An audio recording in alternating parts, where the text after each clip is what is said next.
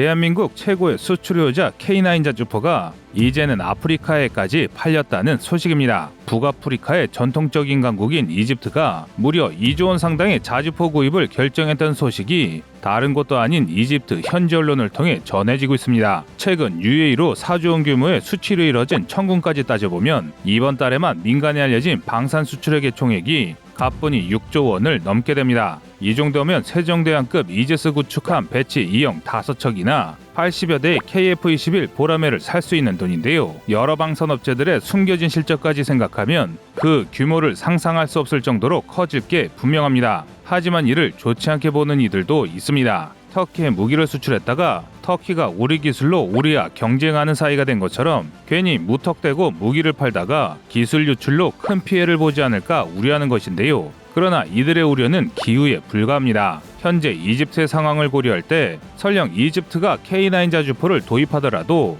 이집트가 한국에 뒤통수를 칠 가능성은 거의 없습니다. 오히려 계속 늘어나는 K9 대수 덕에 우리는 개량 비용이 절감되고 개량 키트를 판매할 수 있게 되어 수익성이 극대화될 것이며 차세대 자주포를 개발하는 데도 큰 도움이 될 것입니다. 심지어 한국의 차세대 자주포를 위한 개발 계획도 이미 존재합니다. 그 내용은 어마무시한데요. 사거리 500km급의 전략급 장사정포를 만들겠다는 것입니다. 하지만 그럼에도 K9의 이집트 수출에 대해 걱정하시는 분들이 많습니다. 그래서 준비했습니다. 오늘은 이집트에서 또 한 번 대박을 터뜨린 K9 자주포의 수출 동향과 이를 통해 만들 수 있는 한국의 미래 자주포의 막강한 스펙에 대해 알아보겠습니다.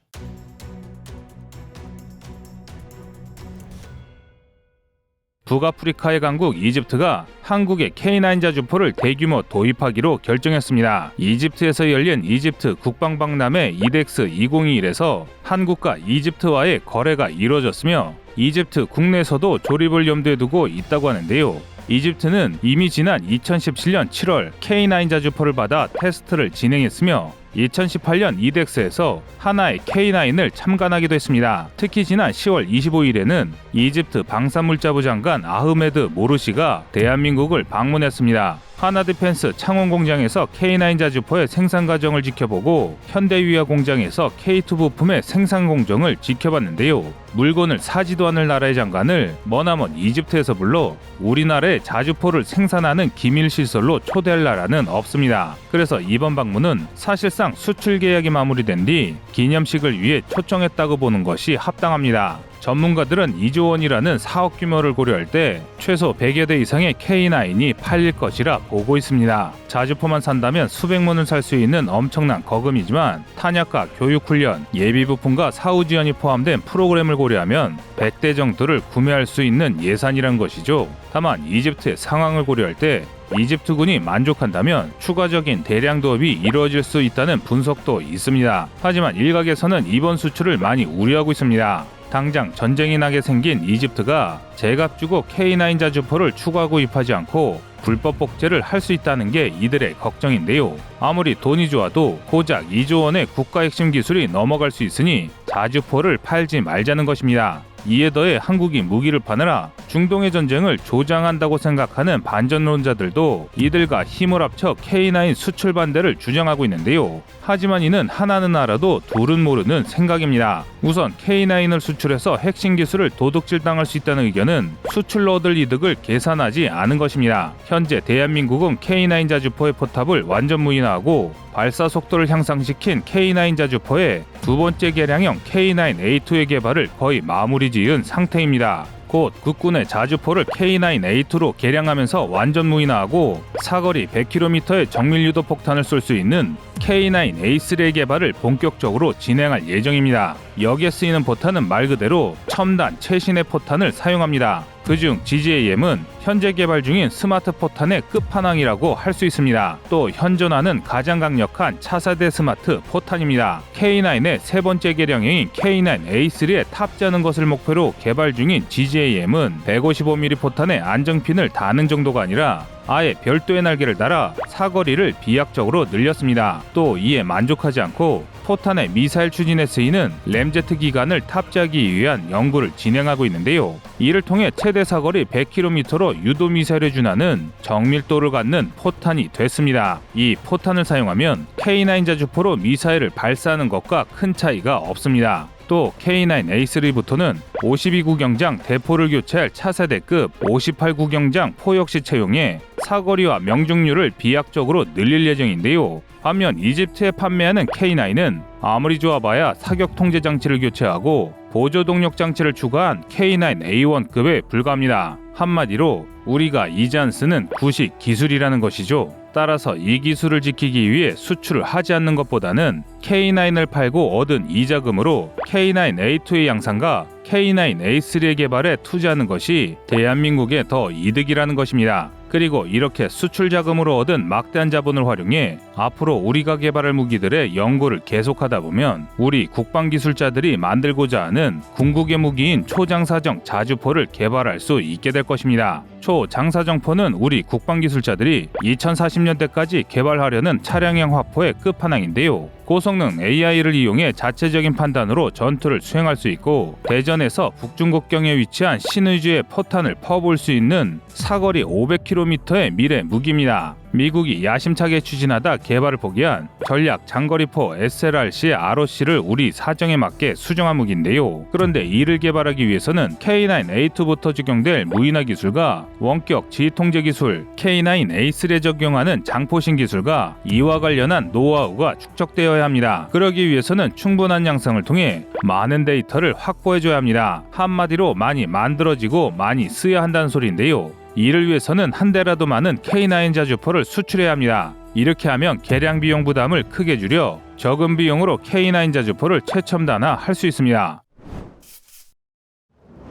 현재 이집트는 터키와 무력 충돌을 이어가고 있습니다. 두 나라는 정치 성향이 문제인데요. 2011년 시작된 아랍에서의 대규모 민주화 이후 이집트에서는 무슬림 형제단이 정권을 잡았습니다. 이후 강력한 이슬람 정책을 펼쳤는데요. 이에 대해 이집트 국민이 크게 반발하면서 국민의 지지를 등에 업은 군부가 쿠데타를 일으켜 무슬림 형제단을 축출하고 불법 단체로 규정했습니다. 그런데 이 사건이 터키의 반감을 샀습니다. 터키에서 장기 독재를 이어가고 있는 에르도안 대통령이 이슬람의 수호자를 자처하고 있기 때문인데요. 그는 극단적인 이슬람주의자들의 의견을 받아들여 하기사 소피아 대성당을 모스크로 되돌렸고 리비아를 지배하고 있는 이슬람 정권에 막대한 군사 원조를 시행하고 있습니다. 그런 그가 보기에 무슬람 형제단을 퇴출시킨 이집트는 자신에 도전하는 적대 세력이었습니다. 그런데 이는 이집트 역시 마찬가지입니다. 무슬림 형제단에 대여 세속주의가 강한 이집트가 보기에 에르도안은 시대착오적인 독재자일 뿐이었습니다. 그래서 세속주의 성향이 강한 리비아 동부의 반군을 지원하면서 다른 한편으로는 외교적으로 터키와 충돌하고 있습니다.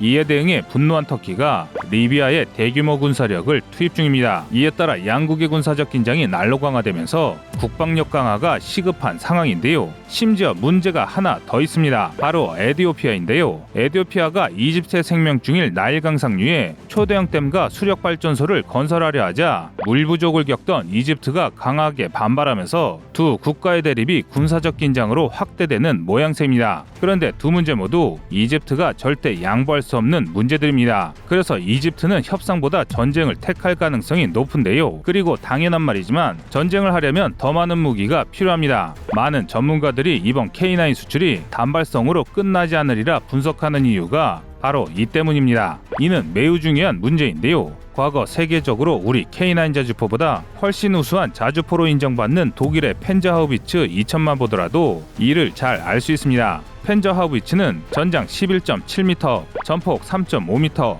전고 3.46m, 무게 5톤인 155mm 자주포로 개발된 지 거의 30년이 되어감에도 세계 최정상 자주포라는 평가를 받고 있는 명품 자주포입니다. 비슷한 시기에 개발된 기본형 K9과 비교하면 훨씬 우수한 성능의 자주포인데요. K9이 15초에 3발을 쏠 때 펜저하우비츠는 10초 동안 3발을 발사할 수 있고 3분간 사격 시 무려 최대 20발을 발사할 수 있는데요. 이는 분당 6발을 발사할 수 있는 K9 기본형을 크게 압도하는 화력입니다. 적재 탄수 역시 12발이나 더 많습니다. 그러면서 항속거리는 오히려 더 길어 K9 기본형으로는 비교가 어려울 정도입니다. 그런데 펜자우비치의 생산량은 K9의 총 생산량에 훨씬 못 미치는 300문에 불과합니다. 가격이 K9의 4대와 맞먹다 보니 아무도 펜자우비치를 사려하지 않았기 때문인데요. 반면 한국은 시간이 지날수록 수출량이 늘며 지속적인 개량 사업을 벌인 K9 자주포가 펜자우비치를 성능에서 따라잡는 놀라운 상황이 펼쳐지고 있습니다.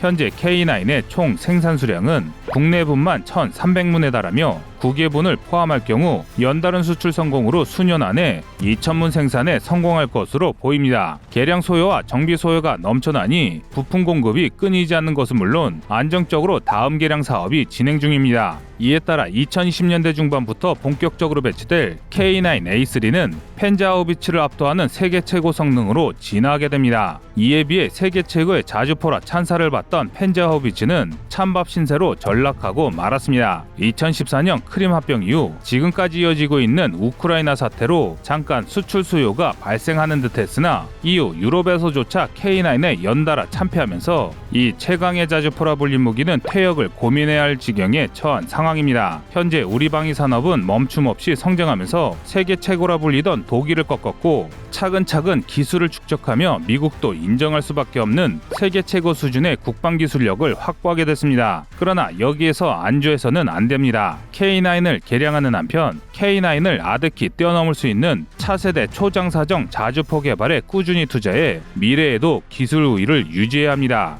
또 K9 수출로 얻은 수출망을 통해 앞으로 이어질 차세대 초장사정포의 성공적인 운영을 도모해야 하는데요. 독일의 사례를 통해서도 알 수 있듯이 아무리 좋은 무기라도 규모의 경제를 형성하지 못한다면 무기의 수명이 그리 길지 않습니다. 하지만 한국은 시의적절한 전략으로 구식화된 무기는 수출하고 이 돈으로 우리 대한민국의 차세대 무기 체계를 개발하고 있습니다. 시청자님의 의견을 댓글로 남겨주시기 바랍니다. 여러분의 좋은 의견이 좋은 영상을 만드는데 많은 힘이 됩니다. 이상 꺼리투브였습니다.